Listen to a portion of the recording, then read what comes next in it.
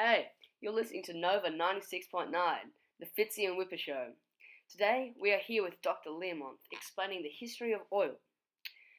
My first question is, with oil being a carbon-based fuel, where did carbon initially come from? Thank you for having me, Fitzy. So all of the carbon and oxygen in living things is made in a nuclear fusion reactor, which we call a star. The early stars are massive and short-lived. They consume their hydrogen, helium, and lithium and produce heavier elements.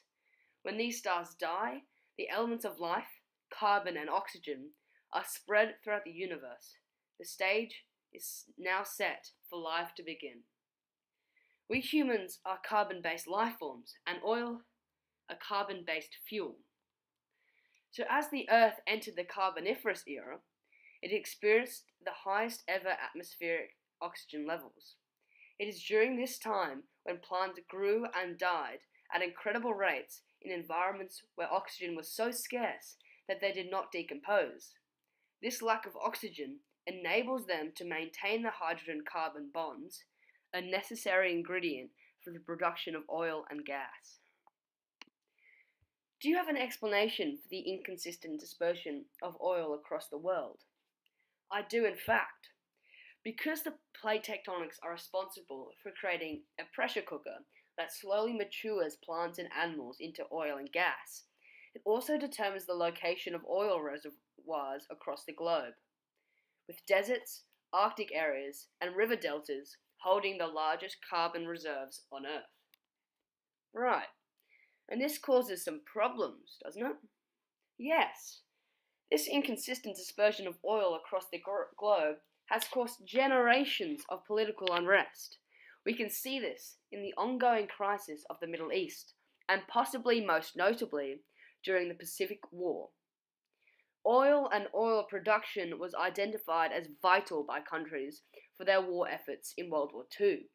It was needed for the laying of runways, making toluene, the chief component of TNT for bombs, the manufacturing of synthetic rubber for tires, and the distilling of gasoline for use in trucks, tanks, jeeps, and aeroplanes. Not to mention the need for oil as a lubricant for guns and machinery. In 1941, when the US established an embargo on oil to Japan, the Imperial Japanese Navy estimated it had less than 2 years of bunker oil remaining to support its war efforts. It was therefore vital to invade the Dutch East Indies to provide them with that oil. The Dutch East Indies being an American territory. We all know what happened next. Right, cool. But how have we been able to utilize this resource? Well, it was due to a threshold 200,000 years ago that we have been able to utilize the valuable properties of oil.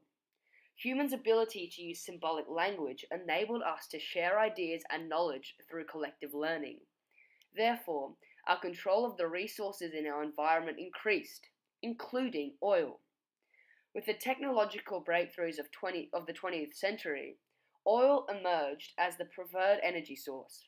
The key drivers of that transformation were the electric light bulb and the automobile. Automobile ownership and demand for electricity grew exponentially, and with them, the demand for oil. Today, we use oil for a variety of things, from toys and cosmetics to clothing and detergents. If oil wasn't here, factories would be shut, planes grounded, tractors would sputter to a standstill, and people's homes would freeze. So thank you. That is my little big history of oil.